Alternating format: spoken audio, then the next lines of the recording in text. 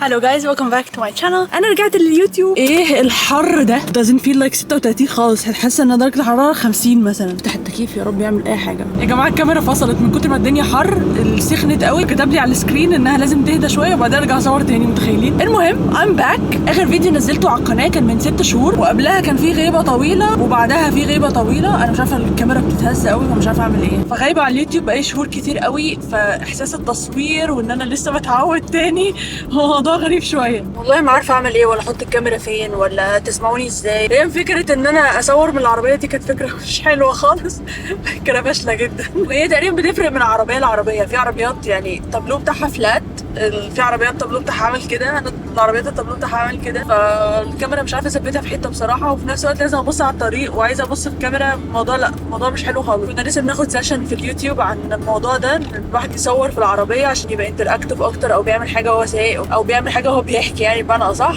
فلا، الموضوع مش بتاعي خالص. تقريبا اول واخر فيديو اصوره في العربيه اكشلي مش اول فيديو، بس عشان كنت بصور بالموبايل فكان الموضوع اسهل، كنت بحشر الموبايل في اي حته، لكن الكاميرا كبيره قوي على انها تبقى في العربيه. مش عارف. المهم انا اسفه على غيابي بجد، انا حاسه ان انا ادين لكم بالاسف ان انا فعلا غبت كتير قوي، ودايما عندي احساس ان انا يعني I owe you content، وانتوا عاملين لي سبسكرايب لسبب وعايزين تشوفوا content، فان انا ما احطش حاجه بحس بالذنب، او بحس ان انا غدرت باللي عمل لي سبسكرايب. عارفه ان الموضوع انا مكبراه شويه، بس انا بحس بكده بصراحه. بحس ان انا هي امانه، يعني بحس ان انا المفروض انزل كونتنت زي ما انتوا عملتوا لي سبسكرايب، المفروض ان انا اديكوا كونتنت تتفرجوا عليه. بس في نفس الوقت بحس ان عادي ان الواحد ياخد اجازه، يعني لو واحد عنده كونتنت كتير قوي واشتغل كتير قوي، انا بقالي 4 سنين على اليوتيوب، فعادي ان انا اخد كام شهر اجازه، يعني حاسه ان عادي. بس في نفس الوقت بيني وبين نفسي بحس اللي هو لا، I shouldn't. النهارده يوم طويل جدا، مشواري طويل جدا، تقريبا هسوق النهارده على الاقل 400 كيلو مثلا، وهتعرفوا ليه هم كتير قوي كده فيديو يعني قدام. فعشان كده قررت اعمل فلوج من العربيه. زي ما انتم شايفين فكره فاشله جدا، مش عارفه اصلا هينفع ولا لا انشر الفيديو ده. عايزه اروح المول اجيب بنطلون، عايزه اقابل صاحبتي هنسكيت. طبعا اللي مش عامل لي فولو على الانستجرام ما يعرفش ان انا بسكيت يا جماعه وانا صغيره، ويا ما دخلت بطولات وحاجات كده محترمه قوي، حاجه تشرف كده. بس طبعا اللي مش عاملين لي فولو على الانستجرام ما يعرفوش معلومه زي دي. انا مش عارفه انتوا مستنيين ايه، مستنيين عشان اعمل فولو على الانستجرام؟ مش فاهمه. نفس اسم القناه يعني، مش حاجه صعبه، نوتس واي. فهبدا بموضوع البنطلون ده. محتاجه بنطلون جينز. انا يعني خلينا نعترف ان the perfect jeans does not exist. انا مقتنعه بكده، يعني دايما مهما هتلاقوا بنطلون جينز حلو لازم هيبقى مشكله، ضيق من حته، واسع من حته، في حاجه مش عاجباك، وباترن اللون مش نفس الدرجه بالظبط. يعني perfect jeans does not exist. انا مقتنعه بكده بصراحه. نبدا اول حاجه في الفيديو ان احنا نروح نجيب كوفي، عشان نتناقش انا ليه غبت عن اليوتيوب برواقه من ساعه المقاطعه. وانا اكتشفت اماكن قهوه حلوه كتير قوي، لان ولا ستاربكس ولا دانكن دونتس انا كنت بشربهم بقوا ينفعوا، فاكتشفت اماكن كويسه قوي للكوفي ومصريه ولوكل وكل حاجه. نفسي اعمل لكم فيديو عن الموضوع ده عشان بجد هم حلوين قوي، واقول لكم يعني تجيبوا ايه من كل واحد وبتاع. فيلا نروح نجيب كوفي، وكالعاده نقول الانترو بتاعتنا قبل ما نبدا الفيديو. ما تنسوش تعملوا لايك وشير وسبسكرايب، وتكتبوا في الكومنتس حابين تشوفوا ايه الفيديوهات الجايه. يلا بينا. وصلت المكان الكوفي، اخر اكتشافاتي والنز اللي هناك ده حلو قوي بجد يا جماعه. بفرح قوي لما بلاقي براند مصري ايا كانت بيقدم اكل، بيقدم شرب، هدوم، اي حاجه، ويبقى الكواليتي بتاعته كويسه واحسن كمان من الحاجات اللي بره. من اكتر الحاجات اللي عجبتني في فتره اختفائي دي المسجات بتاعتكم. بتجيلي مسجات بجد في منتهى الجمال، ناس كيوت قوي بجد، كل همها ان هم يسالوا عليا، ومش قادره اوصف لكم بجد قد ايه ده احساس جميل. وبيجالي كومنتس غريبه اللي هو ده شكلها الاكونت بتاعها اتسرق ولا ايه، شكل القناه بتاعتها اتسرقت، شكل اليوتيوب بتاعها اتسرق، شكل الانستجرام بتاعها اتسرق. بجد الحاجات دي ضحكتني. بمناسبه السرقه، انا الفيسبوك بتاعي اتسرق. الصفحه بتاعتي على الفيسبوك اللي هي بتاعت نونز واي، مش بروفايلي الشخصي، لا بتاعت نونز واي، ما بقتش بتاعتي. ما اعرفش، صحيت من النوم في يوم ما لقيتهاش. شايفاها زيكم، ما اقدرش اعمل عليها اي حاجه ولا اغير فيها اي حاجه، فاللي يعرف ازاي ارجعها بليز ساعدوني. يلا بينا ننزل نجيب كوفي. طبعا ما فيش بني ادم قاعد بره عشان الحر، الدنيا نار، فطبعا الدنيا فاضيه جدا في الكافيه.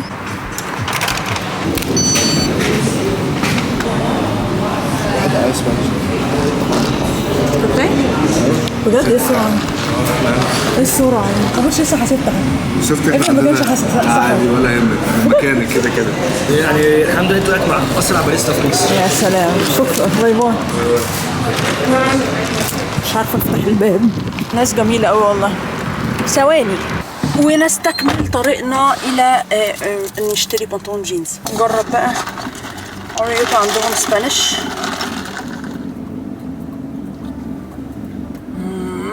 تحفه، مظبوط. اوكي، انا ليه اختفيت عن اليوتيوب؟ بقالي كتير ما بنزلش فيديوهات. قبل ما نتكلم في الموضوع ده بس عشان في ناس بتسكيب تجري ما تشوفش فيديو كامل. الناس دي بجد يعني ما ينفعش تعملوا كده. ما بنفوتش بارتس من الفيديو، ما بنسيبش الفيديو في نصه ونمشي. سامعين؟ بس عشانهم انا هقول لكم حاجه بس هقولها في اخر الفيديو عشان اللي ما يكملش الفيديو للاخر. الفيديو ده مكان ليكوا عشان تسالوا كل الاسئله اللي انتوا عايزينها، اسئله على اللي جاي، اسئله على اللي فات، انتوا حرين لان الفيديو جاي هيبقى Q&A. فاي سؤال هتسالوه وما تنسوش تكتبوا اسمكم وبلدكم، هقراه في الفيديو اللي جاي وهرد على كل الاسئله بتاعتكم. فاعتبروا ده مكان ليكوا عشان تسالوا اللي انتوا عايزينه. اوكي، ليه اختفيت؟ بصوا في اسباب كتير قوي بصراحه، بس همشيكم في السيكونس. انا سافرت لبنان وعملت لكم محتوى كتير جدا عن لبنان وغطيت لكم السفريه بالكامل ونزلت لكم فيديوهات كتير قوي وانا في لبنان. بعد ما نزلت كل فيديوهات لبنان وبعد لبنان كمان بدات احداث فلسطين في شهر اكتوبر 2023. وقتها حصل لي حاله من الذهول، كنت بجد مش عارفه اعيش، يعني مش عارفه اجون وذ ماي داي ولا اصور ولا اشتغل. وكنت بحس ان انا مش قادره اعمل حاجه، مش عايزه اعمل حاجه وماليش نفسي انزل حاجه وماليش نفسي اعمل كونتنت اصلا. واعتقد الحاله دي كانت عند معظم الناس. للاسف الموضوع كان صعب قوي وقتها ولسه صعب لحد دلوقتي، بس وقتها كانت الصدمه لسه في الاول، فالموضوع كان بجد غريب. حسيت ان انا ساعتها دي موتيفيتد وما عنديش اي نوع من انواع الحماس ولا التشجيع، زعلانه مصدومه. بعدها بشهر او شهرين او 3 حاجه كده، على اخر السنه اول السنه الجديده حاولت كتير قوي ارجع، حاولت كتير قوي انزل فيديوهات. بالفعل عملت ده، هتلاقوا في الشانل تقريبا مش فاكره 4 فيديوهات او حاجه. في الوقت ده حسيت ان انا لا مش قادره اعمل اكتر، مش قادره، يعني ما عدتش هكدب عليكم، مش قادره اصور. بعد اول بدايه السنه تقريبا على شهر 2 كده بدات ان انا اعزل، بغير بيتي، همشي من بيتي وهروح بيت تاني. فطبعا اي حد جرب قبل كده موضوع العزال ده او ان هو يستعد ان هو يسيب بيته، الموضوع بجد مرهق، ارهاق مش طبيعي. سبيشلي ان انا كمان مش بعزل وخلاص فرق مثلا شارع ولا شارعين، انا بعزل من القاهره للجيزه، محافظتين مختلفين تماما. انا عارفه ان هم يعني تقريبا حته واحده، يعني مش مصريين اللي جم مصر قبل كده مش هيحسوا اصلا بالفرق. هي مجرد كأنها مدينه كبيره بس فاصلها النيل من النص، فما بتحسوش بفرق قوي بين القاهره والجيزه، ولا بتحسوا ان انتوا سافرتوا ولا حاجه. بس هي مسافه بعيده قوي، يعني الفرق ما بين بيتي القديم وبيتي الجديد 80 كيلو. ولكم ان تتخيلوا ان انتوا بس عشان تنقلوا حاجه من هنا لهناك تروحوا وترجعوا تروحوا وترجعوا. وغير ان انا حياتي كلها اصلا هناك وصحابي هناك وكل دنيتي هناك، وانا اصلا عايشه هناك بقالي 30 سنه. ففكره ان انا بعد 30 سنه اقرر ان انا اروح حته تانية خالص بعيده وحياتي كلها لسه هناك، فما كانش عندي اي نوع من انواع التاقلم، والموضوع كان فعلا صعب. ده اللي مش من مصر. من مصر بقى عارف قد ايه صعب ان انت تبقى عايش في الجيزه طول عمرك مثلا وتنقل القاهره، او عايش في القاهره طول عمرك وتنقل الجيزه. زي ما قلت لكم هما تقريبا واحد، نفس الخدمات نفس كل حاجه تقريبا، مش بنحس قوي بالفرق ما بينهم. بس هي البوينت الوحيده الصعبه هي المسافه. انا دلوقتي عشان اعمل اي حاجه في الدنيا لازم اقول دعاء السفر وانا خارجه من البيت، على الاقل 60 كيلو مثلا، ده لو انا يعني رايح حته قريبه. المهم بعد ما بدات اهيئ نفسي ان انا هنقل خلاص وبلم حاجتي بقى وكراتين وحاجات ومش عارفه ايه وبتاع، رمضان بدا. على قد ما احنا بنستنى رمضان، ورمضان ده تقريبا اهم شهر في السنه، الواحد بيبقى واخد باله بقى من يومه، منظم يومه والصلاه والصوم والحاجات دي كلها،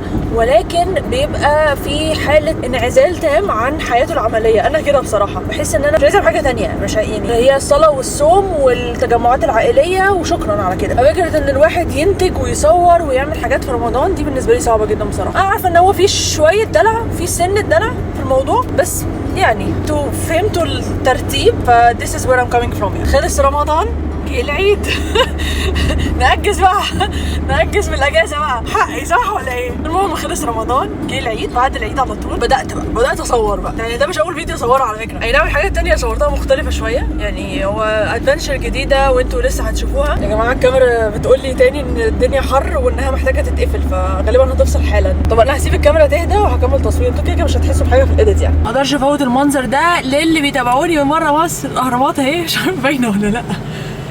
الاهرامات اهي، ايه ده؟ انا بشاور على حاجه غلط اهي، هرم وهرم.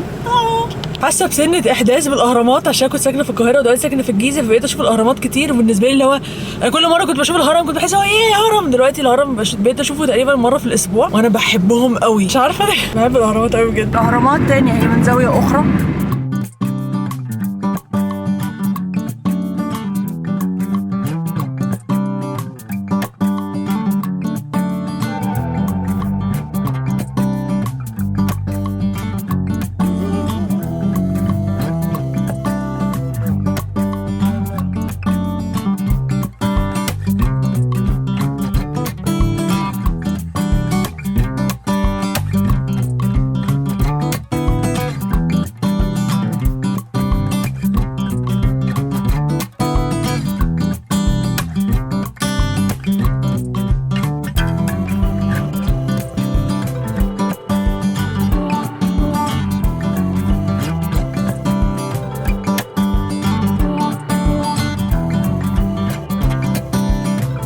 المفروض الواحد مع المسافه دي كلها يصلي قصر والله.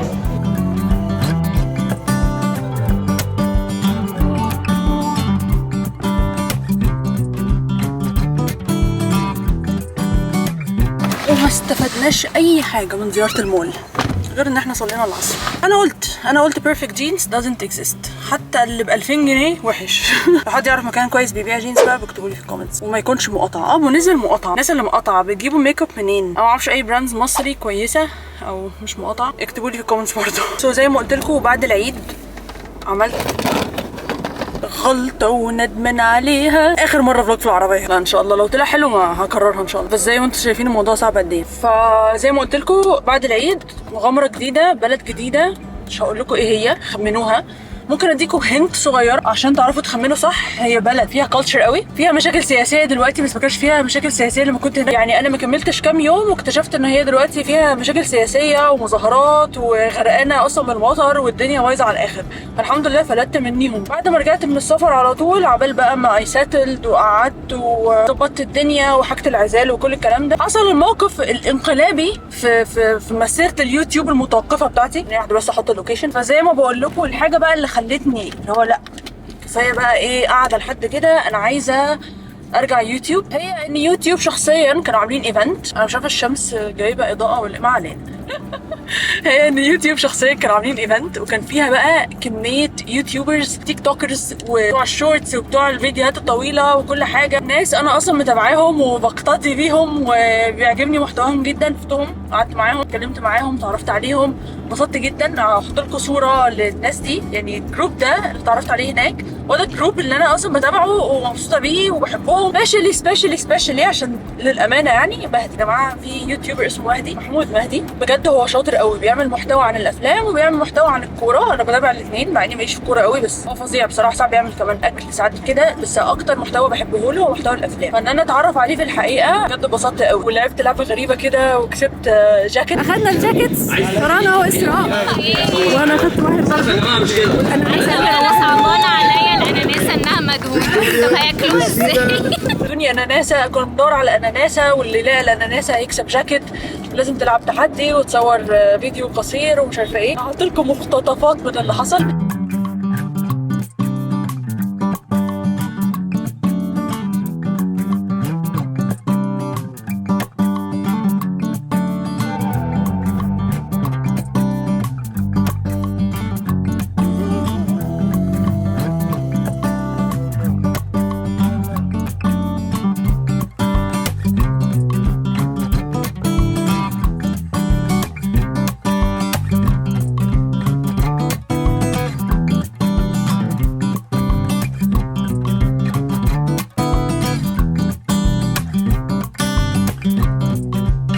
خدت الكاب ده عليه علامه الشورتس مكتوب ورا الشورتس. من يوتيوب دلوقتي بيدعموا فكره الفيديوهات القصيره وعايزين نعمل فيديوهات قصيره كتير. فالمهم زي ما قلت لكم شفت ناس اعرفها، اتعرفت على ناس جديده. anyway انا رجعت. بجد الموضوع كان صعب جدا جدا ان انا اخد الخطوه وارجع تاني وابدا تاني. الحمد لله ان شاء الله واظب. وهوبفلي ان شاء الله نثبت يوم واحد في الاسبوع. غالبا هيبقى السبت بس مش متاكده، يا سبت يا تلات، حاجه من الاثنين. انا كده خلصت الفيديو. زي ما قلت لكم الفيديو ده هو عباره عن مكان ليكم انكم انتوا تسالوا كل الاسئله اللي بتيجي على بالكم. عايزين تسالوني اسئله في اللي فات، عايزين تسالوني اسئله في اللي جاي، اي حاجه عايزين تسالوها لي من الحاجات اللي بتكتبوها لي على الانستجرام، مسجات، اي حاجه اكتبوها لي هنا تحت عشان الفيديو الجاي هيبقى Q&A هرد فيه على كل الاسئله اللي هتسالوها لي. ما تنسوش تكتبوا اسمكم واسم بلدكم عشان اقراه. شكرا ان انتوا اتفرجتوا على الفيديو. ما تنسوش لايك وشير وسبسكرايب وتسيبوا لي الاسئله بتاعتكم تحت في الكومنتس. واشوفكم ان شاء الله الفيديو اللي جاي. باي باي.